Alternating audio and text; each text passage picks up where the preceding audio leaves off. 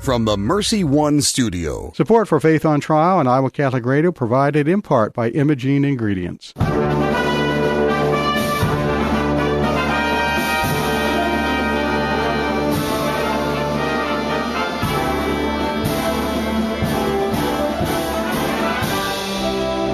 Our freedom of conscience and religion is being challenged by laws and regulations imposed by secular society. It's time to hear from the top Christian litigators in the nation who have come forward to tell us the truth and help us defend our faith. Hear ye, hear ye. All rise. Faith on Trial with Defender of the Faith, Deacon Mike Mano, is in session.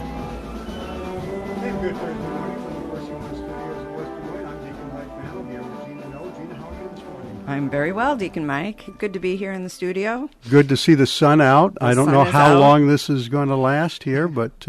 Not sure it's doing any good to get rid of some of this inches and inches of snow, but... I had 11 nice inches. To see it. 11? I had you went out and measured 11 inches. That was the table on our deck. Had 11 inches on it. We're the highest house in the neighborhood, so we get some drifting as it blows around. So that 11 inches might be a little shy given the wind we have. Yeah, so anyway, I had to get out there the other day and snow blow. Thank God for the person who invented snow blowers. Yeah? I didn't have to get out and break my back with the shovel. Yeah, this was definitely a snow blower. It's dropping of snow. We had to get a new one this year. Did you? Yeah, after 20-some years, ours kaput. Yeah, mine went kaput a couple of 3 years ago, and the guy who was fixing it couldn't get the parts or whatever, but they had a used one there, and I bought it.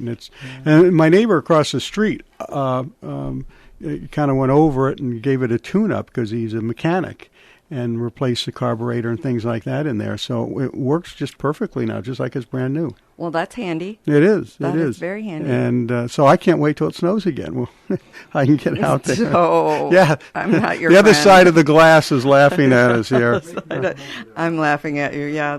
I think we're done for the year. Well, that's... The groundhog will tell us next week, but that's fine, I'm hoping too. We're done for the year. That's fine, too. Yeah, I don't know what the groundhog is going to tell us. Anyway, I think we have a pretty good show to look forward to today. We have Christopher Dodson, who is the Executive Director and General Counsel for the North Dakota Catholic Conference. They have a little problem up in North Dakota with their legislature. The legislature's in session in North Dakota, as it is here in Iowa. And that's always a danger to the people when the legislature is in session, and it's the same up there. I guess what they want to do now is they want to require priests to disclose certain items that they may hear in a confessional dealing with child abuse, that has to be reported to the police now, of course, which violates the seal of the confessional. And well, I'm anxious to find out where that's coming from, because I thought we settled this in multiple judicial cases over the centuries. Yes, and as a matter of fact, I remember it was a couple, 4 years ago, we had that case down in Louisiana where that was a judicial thing, and that eventually kind of fizzled. But and that had an interesting twist to it, is because in that case, the girl who made the confession said to the priest, "Go ahead and tell." You know? Right. And the civil law holds that as her privilege, not the priest's. And once she says, "Go ahead and tell," then under civil law, the privilege, she's waived her privilege. It would be like an attorney-client. You know, when somebody would tell me something, I have to keep that secret. I can't disclose it. Now, if that person goes out and says, "Well, I talked to my attorney and I told him about this," or whatever it was, and he says, "Go ahead, Mano, you can tell the story," then they've waived that privilege, and then I could be subpoenaed and forced to testify because the privilege has been waived. That's not the way it works under canon law. Under canon law, it's an absolute prohibition from disclosing anything that's been heard in the confessional to anyone. As a matter of fact, as I recall, didn't we have on Monsignor Beeson, who indicated a number of years ago, he explained the whole thing about indicated that the priest can't even acknowledge that he heard the confession. Right. He's simply, and I don't remember the Latin word, but he's in place of Jesus Christ in the confessional. Right. He's just the physical being. Mm-hmm. So this will be interesting to hear why now North Christi. Dakota. Mm-hmm. What is the in personam Christi? Mm-hmm. Personam Christi. Yep. So it'll be interesting to see why this is coming up in North Dakota and how they're handling it and what the prospects of its moving forward are. Right. And then we're going to have on Dr. Matthew Bunson, who is executive editor of EWTN News. We've had him on several times before. He's always a good guest to have on. And he's going knowledgeable. Very knowledgeable. And he's going to talk about how the president's new executive orders on gender, life, and religious liberty will influence Catholic or will affect Catholics and other people of faith. So that's... Well, I'm anxious to get his reaction on the... Do we call it legislation or executive orders or proclamations, the 35-plus edicts that have come down from the White House in the last week? Well, you have the list there. We were talking before we went on. You've got what? Check marks a couple of them, so hopefully he can help 30 some that he's issued in 1 week. In 1 week. And I'll tell our listeners, if you don't know, you can get to whitehouse.gov and... they're listed right there. You can read them yourself. Don't listen to the media describing their favorite points of it. Look at the words exactly as they're written and understand how they will affect people of faith. And then understand what the words mean. We were talking about this, the difference between equity and equality. Right. We talked about that. Just go back and listen to our podcast from last show. We really did a good job of talking about the Equity Act and what the word equity really means. And it has great implications for people of faith and organizations that promote the faith. Yeah. Well, why don't we open up with a prayer, if you have your prayer? I will. And then we will take a short break after that. In the name of the Father, and the Son, and the Holy Spirit, amen. God of peace, bring your peace to our violent world, peace in the hearts of all men and women, and peace among the nations of this earth. Turn to your way of love those whose hearts and minds are consumed with hatred. Strengthen us in hope and give us the wisdom and courage to work tirelessly for a world where true peace and love reign among the nations and in the hearts of all. Amen. Amen. Thank you very much. That's Pope Benedict wrote that prayer, that's didn't right. he? Yeah, and that's a very beautiful prayer. Applies today for sure. Timely, very timely. All right, we're going to take a break right now, and you're listening to Faith on Trial on Iowa Catholic Radio. We will be right back after these messages. Thank you, Blessment International, for their support of Iowa Catholic Radio. Everyone lives their life 24 hours a day, 7 days a week, 365 days a year. How we use that time directly affects if our life will leave a significant impact or not. Each year, Blessment International leads Central Iowans on a 12-day, all-inclusive experience sharing the heart of Christ with children in South Africa. Teams are forming to do something significant in an African child's life. Learn more at blessmentinternational.org. That's blessmentinternational.org. Thank you, Big Red Q Quick Print, for underwriting the sports report. Family owned and operated since 1980, Big Red Q Quick Print is a full-service print shop ready to help you with all your printing needs with speed and accuracy. Forms, manuals, brochures, letterhead, envelopes, business cards, custom invitations, design, and bindery. Big Red Q Quick Print, located across from Merle Hay Mall. Online at bigredq-desmoines.com. Big Red Q Quick Print. We make printing easy. Is it time for a new roof? Then it could be time for you to get to know Bell Construction. Bell Construction is a roofing company entering its 30th year of business. They specialize in residential re-roofs, light commercial jobs, and have the experience to meet all of your roofing needs with personal service. With Bell Construction, the owner will come to your home or place of business in person to inspect and ensure the quality of work that you deserve. They pride themselves in working with you on a personal basis and making sure you are satisfied. Bell Construction, 515-963-4494. What is the best gift ever?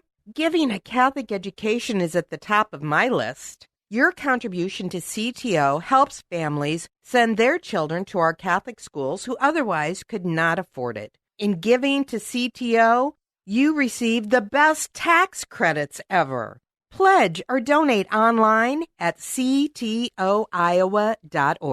The bottom line, it's for the kids and their future. Support for Iowa Catholic Radio and Catholic Women Now provided in part by Permar Security, providing security solutions for homes and businesses since 1953. Permar Security is a Catholic-owned family business supplying security systems, access control systems, video surveillance, fire alarm systems, and video doorbells. All alarm systems are monitored out of their monitoring center located in the state of Iowa. Permar Security, 515-244-5660, permarsecurity.com. Support for Iowa Catholic Radio and Faith on Trial provided by Paul Martin and Paul Mitchell, owners of Imogene Ingredients. Imogene Ingredients supply specialized feed ingredients for livestock and pet diets to improve maternal and young animal health in both conventional and organic production.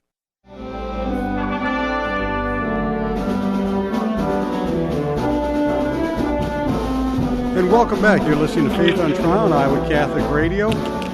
We have with us right now Christopher Dodson, who's the Executive Director and General Counsel for the North Dakota Catholic Conference. Christopher, how are you this morning? Just fine, thanks. Gina and I were talking about snow a few minutes ago. I was wondering, how much snow did North Dakota get up there?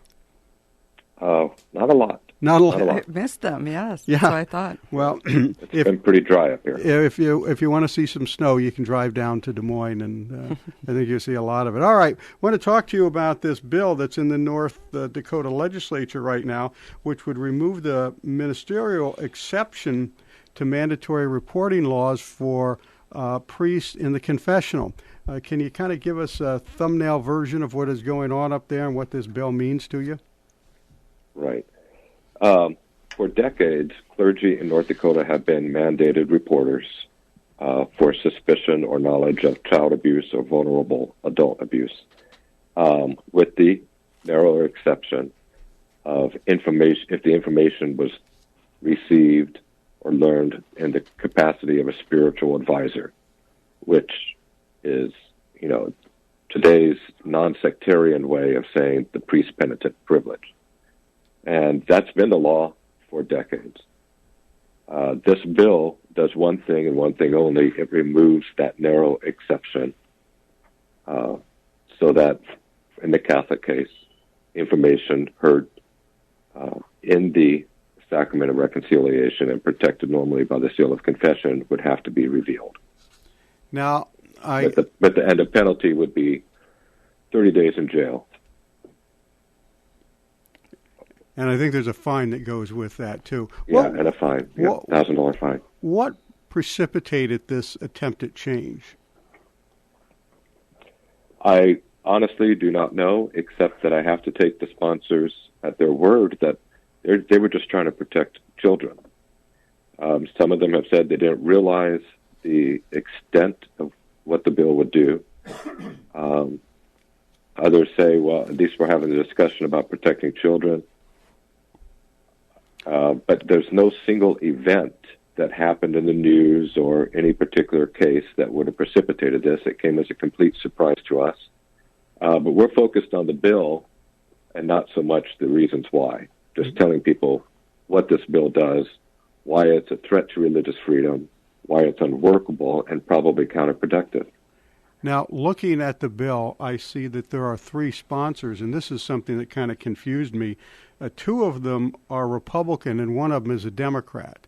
That just struck me as being a little bit odd, knowing where the parties usually fall on religious liberty issues. Yeah, that's my question, too. A little bit of background maybe on these particular individuals, where they come from, and maybe their faith background even. Maybe they don't understand the confessional. The main sponsor is Senator Judy Lee from West Fargo. It's her bill. And she's the one that's continuing to push it, and it will be heard in her committee. She's ELCA Lutheran. There's 1 Catholic on the list. That would be Kathy Hogan. The other Republican that I can remember, Kirk Kroon. He used to run one of the largest daycare centers or set of centers for daycare and child care. So he's familiar with the issue. But I don't think he understood the extent of the bill. Another Republican sponsor on the bill, Mike Brandenburg, has already said that he absolutely will not vote for it if it ever gets to the House. Okay. It gives you an idea. Yeah. Yeah, no, that's good background. We have, in the past, we've dealt with this in a couple of locations. I remember there was a case, and you may remember it too, a couple of 3 years ago in Louisiana. It was a court action to disclose a priest's knowledge of a penitent's confession. I think that ultimately petered out when it got to the state Supreme Court. But I know over the years there have been other efforts to try and strip that ministerial exception out of those bills. Now, I notice that you're part or a member of the National Diocesan Attorneys Association, and I'm wondering if through that association you've picked up any information on other attempts in other states to pierce the seal of the confessional. Yes, there have been other attempts, and most of that I've learned not through the Dodson Attorneys Association, but the State Catholic Conference Directors Association. Mm-hmm. There was an effort in California a couple of years ago. It eventually never got a hearing, and also in Utah, which I don't believe ever got to the floor for a vote. Okay. And I do think there was a hearing on it. In North Dakota, every bill that's introduced gets a hearing and a floor vote. You cannot kill a bill in committee. Mm-hmm. So unless there's an unusual parliamentary move to get Senator Judy Lee to withdraw it, it probably will go to the floor for a vote after the hearing. So that would be unusual. That in this country, this would be the first time there'd be a full vote by a chamber of a legislature on this issue. Do you have any prognosis on it, how it would fare either in the Senate or the House? I think it'll fail the Senate. Okay. I don't think it'll get to the House. Okay. I'm pretty sure it'll fail the House if it gets there. Catholics and other people of faith are very upset about the bill. They have been letting their senators know. Usually we don't even send out action alerts ourselves from the Catholic Conference until after a bill's been heard and given a recommendation by the committee. There was too much interest in this bill that we couldn't hold people back. In addition, the bill does only one thing. I don't see how it can be amended to be fixed. It just does this. If you take out the bad part, there's nothing left of the bill. So people have been contacting their senators, and we've gotten word, a lot of senators have told us that they've never heard more opposition to anything during their tenure in the legislature. Yeah, I noticed that action alert on your website. I mean, as soon as you clicked on, there it was. But it could be next week. It could be heard. That's up to Senator Judy Lee because it's her committee that will hear the bill, and we'll make our case there, and then it'll go to the floor. And I would imagine. Go ahead. Yeah. Whether the committee likes it or not, all they do is give a recommendation. Okay. Now, and so if the committee, under the rules in North Dakota, even if the committee recommends against it, it still goes for a floor vote? Correct. Okay, all right. And I would presume then that in the unlikely event that it passes the House and the Senate and is signed by the governor, that there'll be litigation following this. Oh, yes, I would presume that. Okay. This would be the first time in the nation that a legislature would have taken an act to basically violate the seal of confession. About 28 states have mandated clergy reporting. There's a handful of those states, about 4 or 5, that don't have an exception for the seal of confession, but they have other laws, such as the State Religious Freedom Restoration Act, right, or other protection that basically would render applying that clergy mandate to the seal of confession ineffectual, unenforceable under the law. And then for a few of those other states, the legislative history is not clear. It was never discussed whether there should be, that it was going to reach that far. This would be the first case that a legislature would intentionally remove that narrow exception in a clergy mandate law, reporting law. One of the things I understand under canon law, and I'm not an expert in canon law by any means, but that if a priest did disclose what he heard in the confessional, that would be an automatic excommunication, number one. And the other problem I have with this is if you go to a regular confessional, you may be hidden from the priest. Priest may not know who you are. They're not supposed to inquire who you are. Right. And then they can't ever say whether you went to the confessional or any indication that you were there or any indication directly, indirectly, of what was said in a confessional. Right. And the other thing that came up, this was a couple years ago in that Louisiana case, is the young girl who made the confession basically waived her privacy rights. And under civil law, of course, I'm sure you know as an attorney, once the holder of the privilege waives their rights, then the person who has the information must disclose it if they're asked. But that's not the way it works with the seal of the confession, even though in civil law, the holder of the privilege would theoretically be the penitent. And if the penitent decided to waive that, the priest still could not, under canon law, disclose what he'd heard. Correct. Which raises interesting case for lawyers is this only deals with mandated reporting of suspicions of child abuse. It doesn't. This bill does not affect the confidence for penitent clergy in the rules of evidence. So there'd be a conflict there. Interesting. I know that this is in North Dakota, and we've talked about the 28 states that still have mandatory reporting, but there are other countries around the world that have tried to also remove the seal of the confessional. Is it a growing trend internationally, or have you studied that trend at all?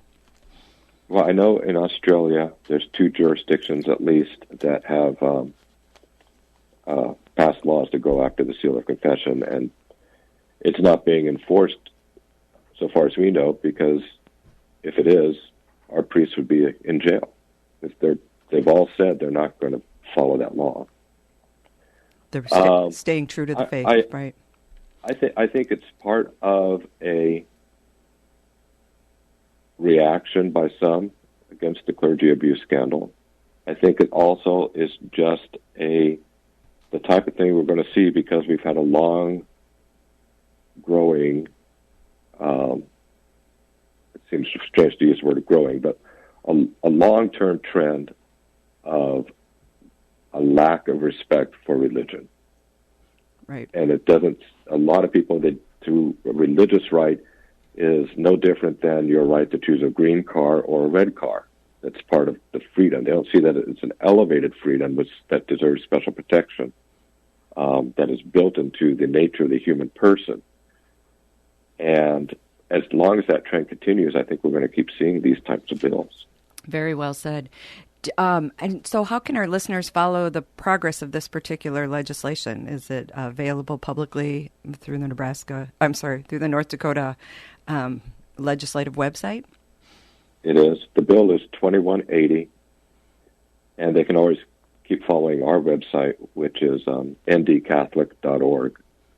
Great. We'll be putting updates. Tonight, we will find out if it's scheduled for a hearing next week. Okay.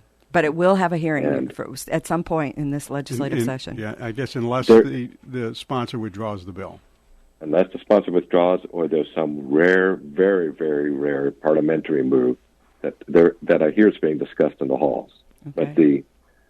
But normally to withdraw, it has to be the key sponsor, and she wants to go forward.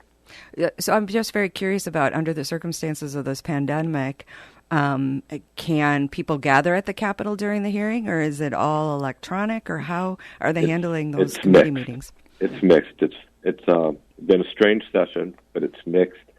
The good thing about the current situation is we have all of our committee hearings live to watch for so the more first time. People can follow. So people from across the country can watch this, and when we know, we're going to put it on our website at the time, and people can submit testimony online, including written testimony, and not have to stand there and be questioned by legislators. And that's kind of nice for some people. Well, sure. That's never been available before. So you can submit it online, and it goes in the record, and you don't have to appear, and you don't have to travel here. So that's convenient for people. So there's been some advantages or some improvements because of the pandemic. Great. So what's that website one more time? ND? Our website is ndcatholic.org. Got it. And really from there you can get information about the North Dakota legislative website and so on. Okay. And one thing we should make clear, that the clergy are still mandatory reporters when they find something out outside of the confessional. For example, a school principal or a school teacher who's a priest, if he finds something out, that has to be reported. He is a mandatory reporter there. We're just talking about within the confines of the confessional. Yep, I remind my priests regularly that when you go to a wedding reception and you see something that doesn't look right, you have to report it. Mm-hmm. Oh, just when they're even out in public. They're just 24/7 mandatory reporter. For our people, for our priest, a priest is always a priest. Exactly. But this particular, if you're after you preside over a wedding and then you're invited to the wedding reception and you see something that looks suspicious, you have to report it. If you visit the school and you see something, you have to report it. So 90% of the work or the vocation of priests, what they do, is already subject to the law, and they have to report it. It's just this narrow exception. And some people want to take that away. Yep. Well, we hope you're right that you'll prevail on this, and that the bill won't get beyond I guess a floor vote is what they have to do in North Dakota. I was unaware that they had to do that. That's kind of interesting. I think maybe the only state that does. I don't know. Yeah. It is. Yeah. There's 50 of them, and they all do it differently. And they all do it a little differently. Yes. Well, Christopher, I want to thank. And we know the nation's watching, and we appreciate the prayers. Yes, we will. And we will keep you in our prayers, because it is an important issue, and that's why I wanted to have it on the radio this morning. Christopher, I want to thank you for for joining us today. Wish you luck with defeating this bill, and we'll keep you in our prayers. Thank you very much. Thank you. You're listening to Faith on Trial on Iowa Catholic Radio, and we will be right back after these messages. Is it time for a new roof? Then it could be time for you to get to know Bell Construction. Bell Construction is a roofing company entering its 30th year of business. They specialize in residential re-roofs, light commercial jobs, and have the experience to meet all of your roofing needs with personal service. With Bell Construction, the owner will come to your home or place of business in person to inspect and ensure the quality of work that you deserve. They pride themselves in working with you on a personal basis and making sure you are satisfied. Bell Construction, 515-963-4494. What is the best gift ever? Giving a Catholic education is at the top of my list. Your contribution to CTO helps families send their children to our Catholic schools who otherwise could not afford it. In giving to CTO, you receive the best tax credits ever. Pledge or donate online at ctoiowa.org. The bottom line, it's for the kids and their future. Support for Iowa Catholic Radio and Catholic Women Now provided in part by Permar Security, providing security solutions for homes and businesses since 1953. Permar Security is a Catholic-owned family business supplying security systems, access control systems, video surveillance, fire alarm systems, and video doorbells. All alarm systems are monitored out of their monitoring center located in the state of Iowa. Permar Security, 515-244-5660, permarsecurity.com. Support for Iowa Catholic Radio and Dowling Catholic Sports is provided in part by Ashworth Vision Clinic. With 2 licensed optometrists, Barbara Sheets, a Dowling graduate, and Dr. Craig Harper, the Ashworth Vision Clinic team provides complete eye exams, contact lenses, glasses, glaucoma testing, and pre- and post-operative care. Ashworth Vision Clinic is located at 60th and Ashworth in West Des Moines. 515-440-4610 or online, ashworthvision.com. Thank you, Dental Associates, for underwriting Dowling Catholic Sports 365. With over 40 years' experience, Dental Associates is a group dental practice with the mission of promoting optimum health and well-being to all patients, providing preventative, restorative, and cosmetic dentistry for the entire family. Message underwritten by Dr. Kenton Gleichman, Dr. Steve Karbaka, and Dr. Ben Nagel. Dental Associates, addressing your smile, needs, and dreams. Online at DesMoines-DentalAssociates.com. Here's your forecast on Iowa Catholic Radio. The cold will hang around for the afternoon, a mix of sun and clouds and a little bit breezy with our high only about 25. Overnight looks cloudy and down to about 18, and then we'll pick up about 10 degrees tomorrow with our high near 35, breezy and partly sunny, more snow over the weekend. The weather is brought to you by Divine Treasures, a Catholic book and gift store serving the Des Moines community for over 25 years. I'm meteorologist Steve Hamilton on Iowa Catholic Radio. And we're back. You're listening to Faith on Trial on Iowa Catholic Radio, along with Gina Knoll. I'm Deacon Mike Mano, and we're joined right now by Dr. Matthew Bunson, Executive Editor of EWTN News.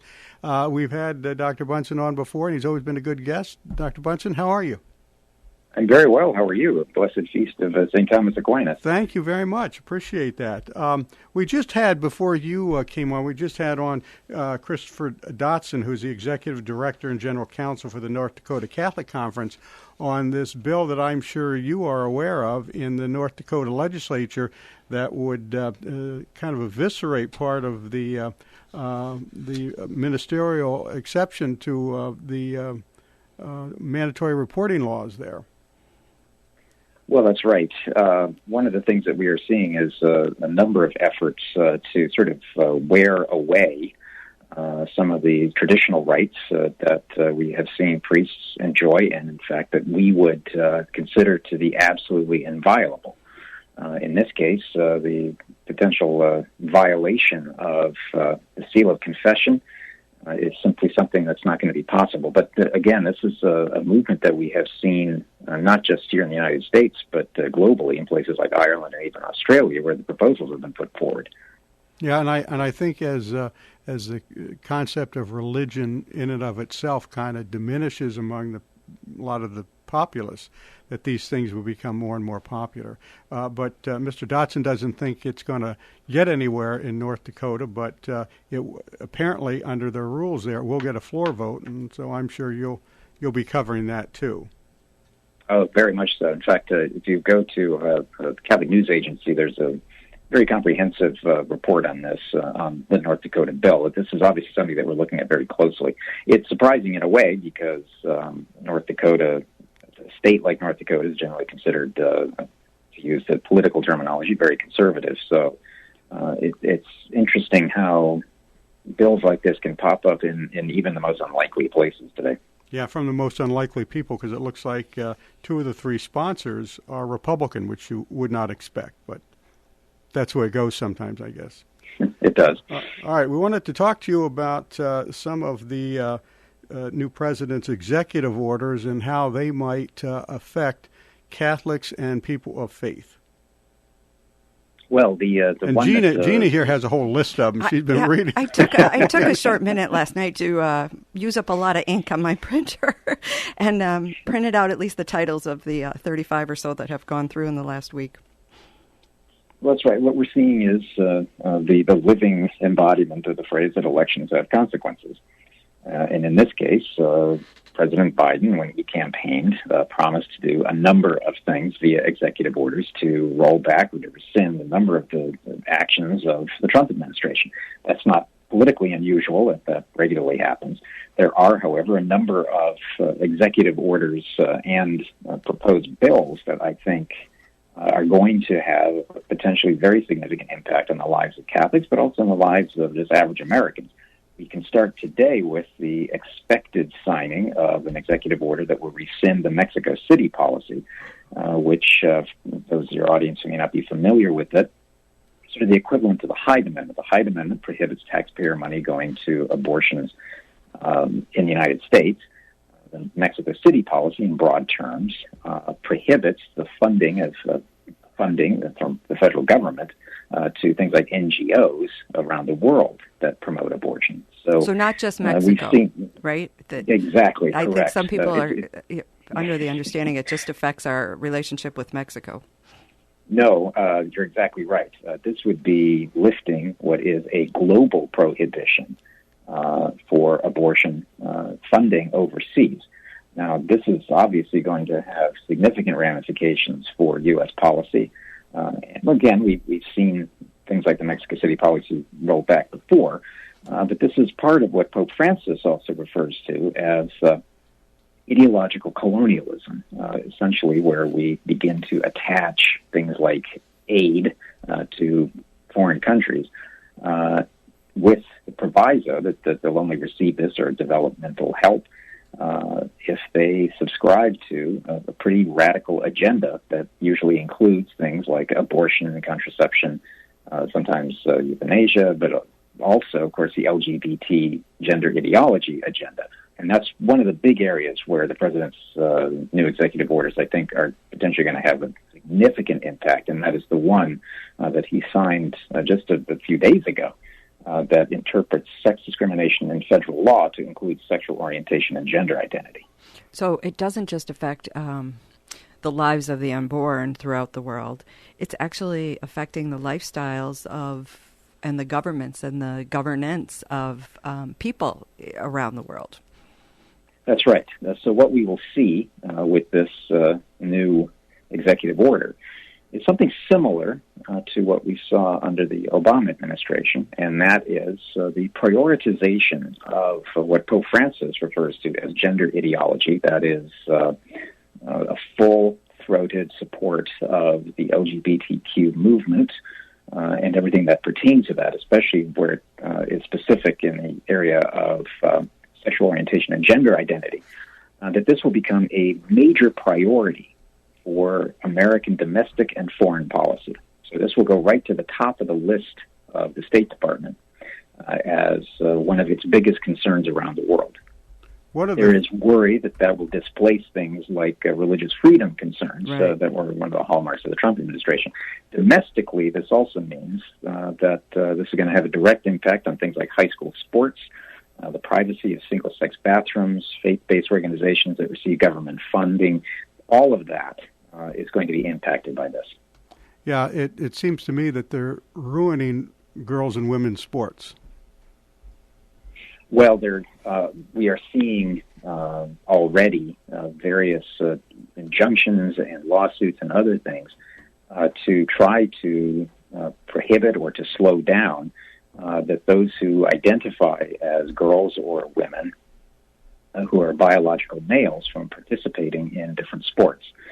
This is probably the most obvious and public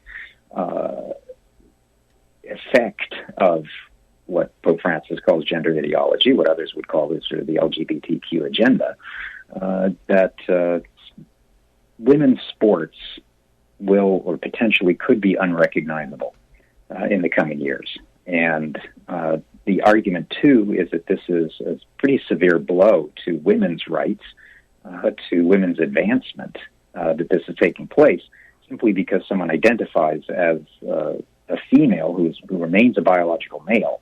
So this is going to become a huge cultural and political and, I think, legal issue in the next few years. They double down on this in the Equality Act that is floating around in Congress right now with this LGBTQ agenda. That would have a serious impact on the church because it may cause the church to lose its tax-exempt status if it doesn't recognize same-sex marriages or hire women as clergy. Well, that's right. So I think that something like the Equality Act runs headlong into RFRA, which is the Religious Freedom Restoration Act, that was actually intended to prevent exactly that type of discrimination against churches and charitable organizations.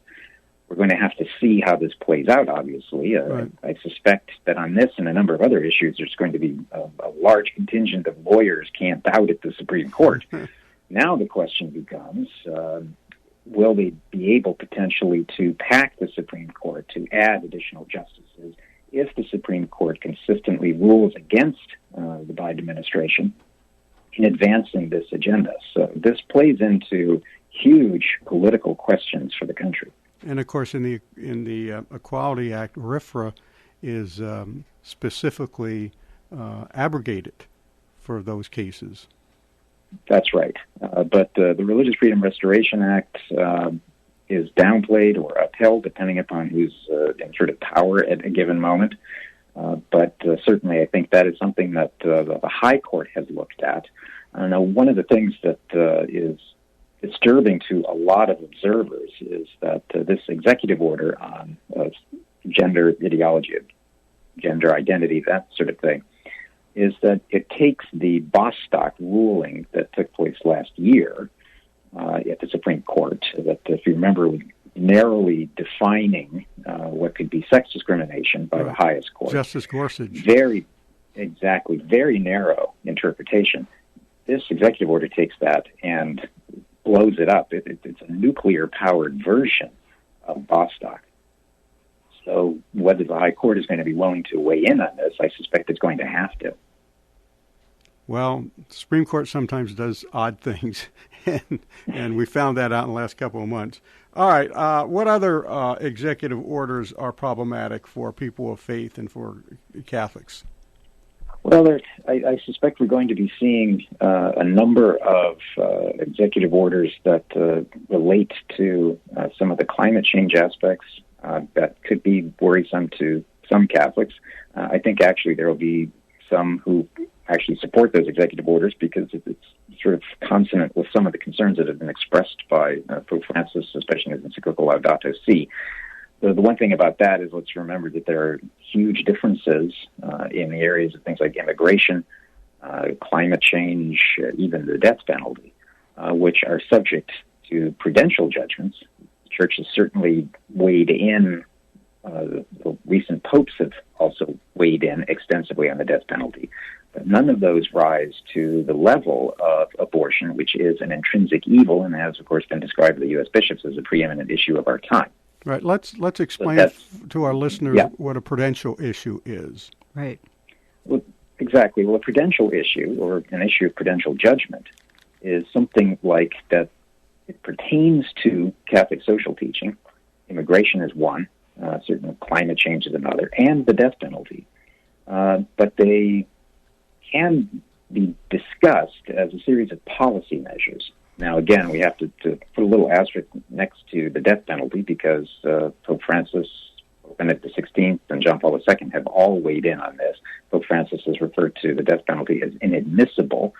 But issues, again, like immigration and climate change, economic policies, those are subject to judgments.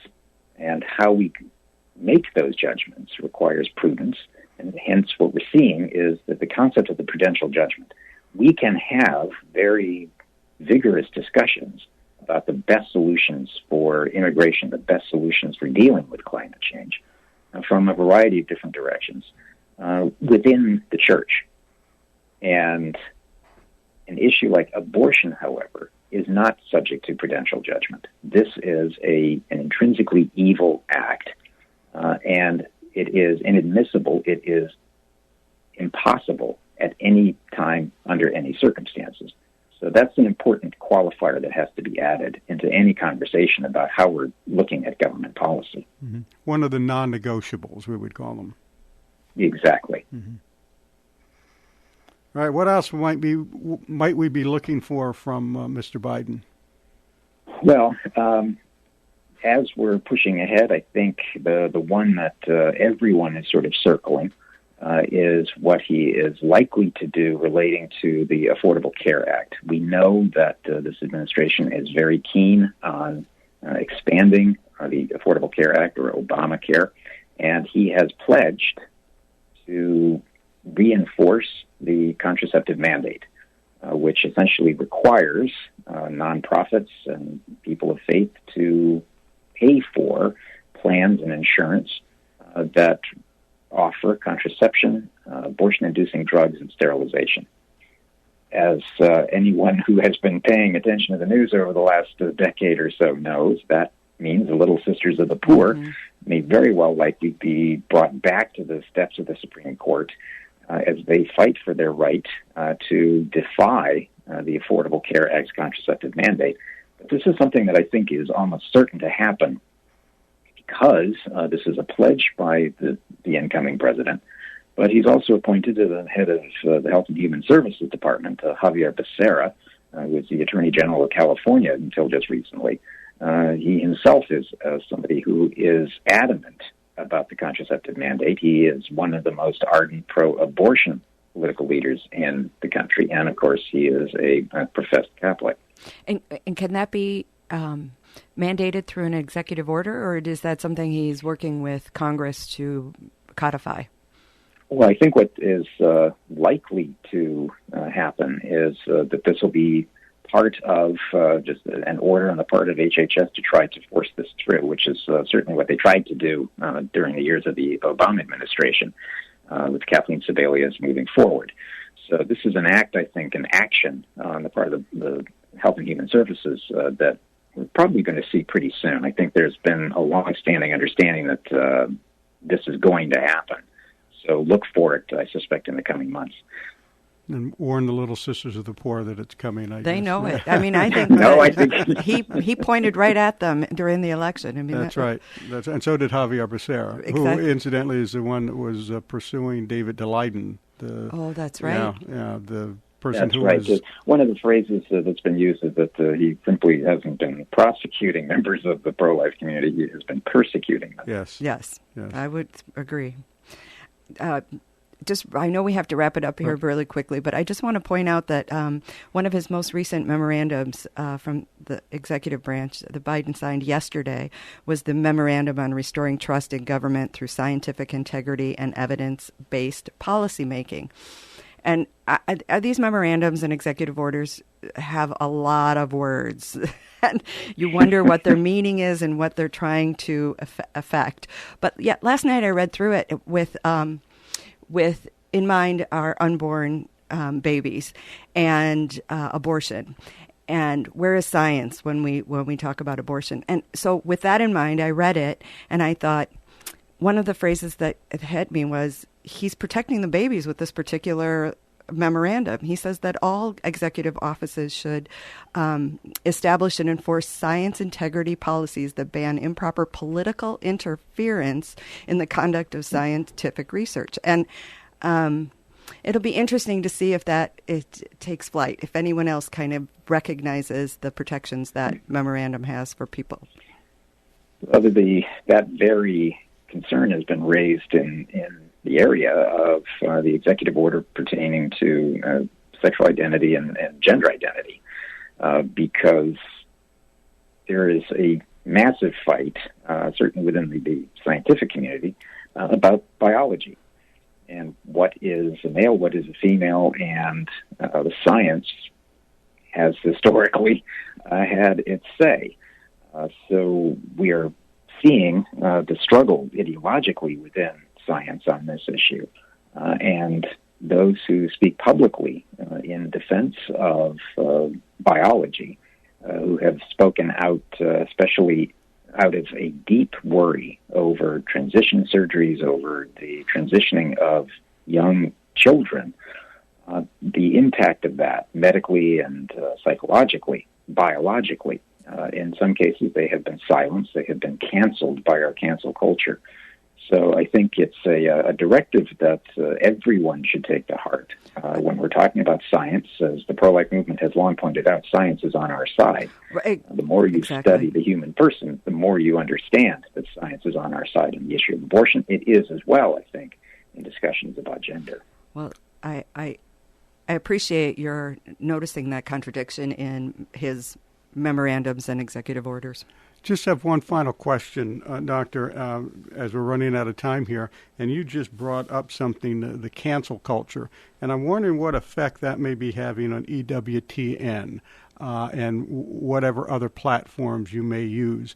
Because we're seeing social media groups being canceled, whole platforms being dropped. Is that impacting you, or do you see it impacting you? Well, I think the Twitter phenomenon of lost followers, that sort of thing, we're seeing that across the board for everyone.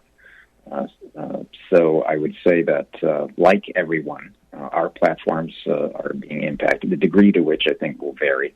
All of us should be concerned about any efforts at censorship, at removing an opportunity for our First Amendment rights, our religious liberty rights, our religious freedoms in platforms. Now, I understand that platforms like Twitter and Facebook are privately owned, and therefore you do your business there with the understanding that this is a privately owned environment, and that those are the rules of the road if you're going to be on them. Having said that, the environment for the restrictions of speech are something that all of us should be very attentive to and be very aware of and concerned that when we have those reduction of freedoms, none of us flourishes. And it won't simply stop with those that are deemed unacceptable in culture. Inevitably, as Napoleon Bonaparte once observed, all revolutions eat their young. Yeah. I hate to stop it right there, but I'm getting the signal from the control booth that we're out of time. Dr. Matthew Bunson, the executive editor of EWTN News, want to thank you again for joining us. And as usual, we will have you back one of these days all again. Your good information. For all the good Thank information you. we get from you. Thank you very much, Dr. Bunson. Looking forward to it. God bless all you. Thank you. God bless you, too. You're listening to Faith on Trial on Iowa Catholic Radio. Gina and I will be back in just a few minutes. What is the best gift ever? Giving a Catholic education is at the top of my list. Your contribution to CTO helps families send their children to our Catholic schools who otherwise could not afford it. In giving to CTO, you receive the best tax credits ever. Pledge or donate online at ctoiowa.org. The bottom line, it's for the kids and their future. Support for Iowa Catholic Radio and Dowling Catholic Sports is provided in part by Ashworth Vision Clinic. With 2 licensed optometrists, Barbara Sheets, a Dowling graduate, and Dr. Craig Harper, the Ashworth Vision Clinic team provides complete eye exams, contact lenses, glasses, glaucoma testing, and pre- and post-operative care. Ashworth Vision Clinic is located at 60th and Ashworth in West Des Moines. 515-440-4610 or online, ashworthvision.com.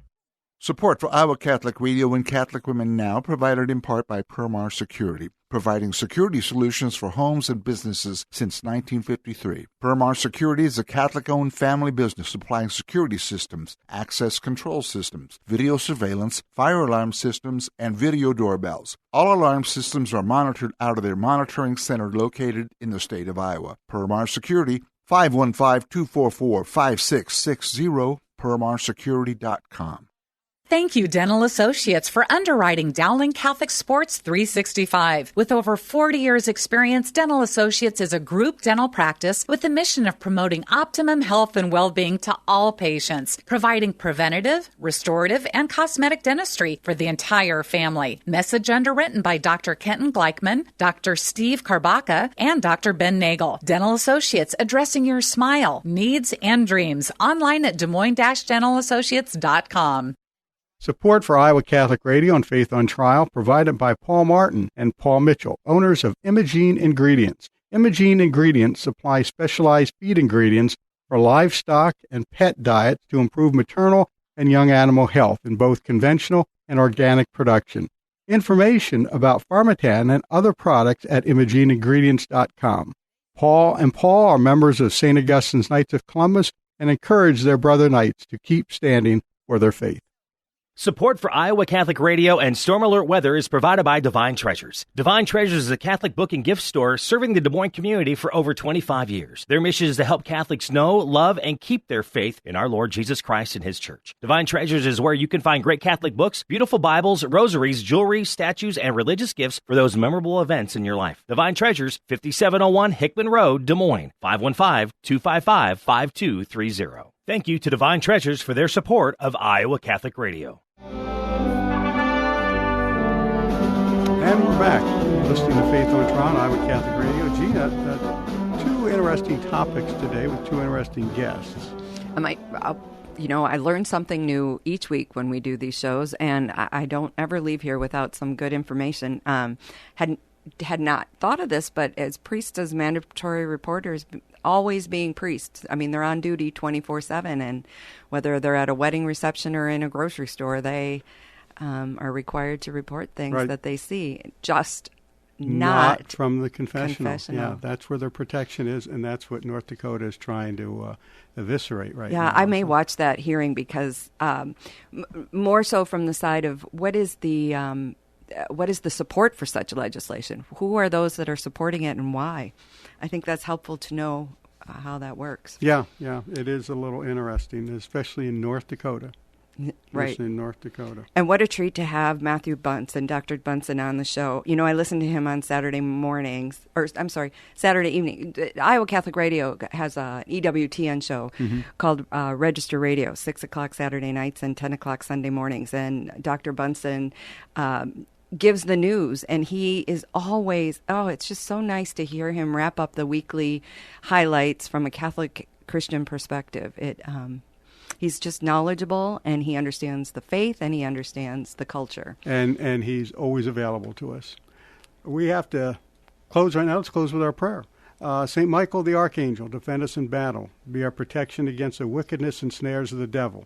May God rebuke him, we humbly pray, and do thou, Prince of the heavenly host, by the power of God, thrust into hell Satan and all the evil spirits who prowl about the world, seeking the ruin of souls. Amen. All right, that's it for today. For Gina and myself, thank you for listening, and join us next week for another edition of Faith on Trial on Iowa Catholic Radio. Until then, have a blessed and peaceful week. Our freedom of conscience and religion is being challenged by laws and regulations imposed by secular society. Faith on Trial with Defender of the Faith, Deacon Mike Mano. Faith on Trial, Thursdays at 10 a.m. on Iowa Catholic Radio, iowacatholicradio.com, and the Iowa Catholic Radio app. Support for Faith on Trial and Iowa Catholic Radio provided in part by Imogene Ingredients.